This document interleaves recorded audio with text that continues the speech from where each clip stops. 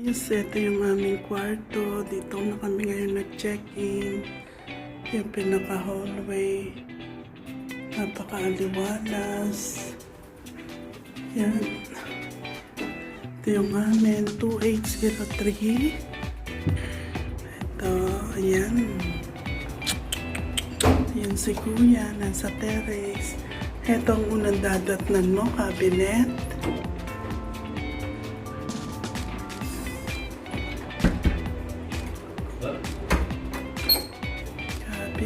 Tapos ito yung salamin, yung hugasan nila guys.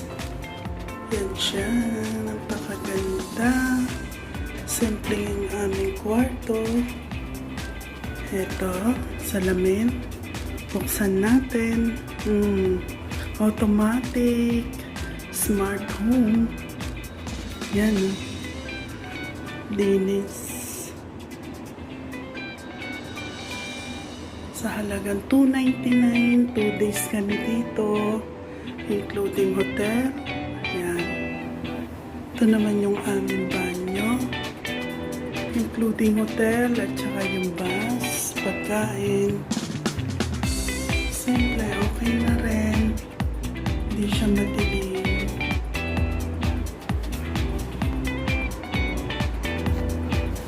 Ewan ko kung anong hotel ito. Ito yung kama nila. Ay, off. Yan. Wait. 20 minutes. Yan. Yung aming mga gamit. Simple yung kanilang mga may tubig. Yung TV nila guys. Tapos, ito yung aming kama.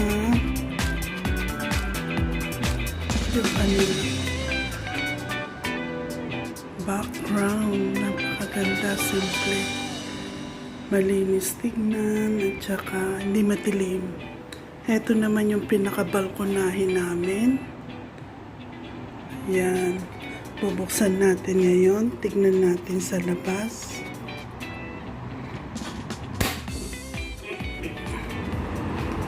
Ito, ayan ang pinakalabas niya. Maganda siguro kung may halaman ito.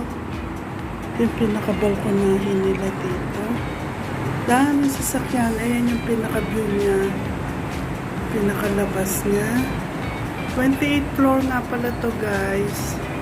Last floor kami.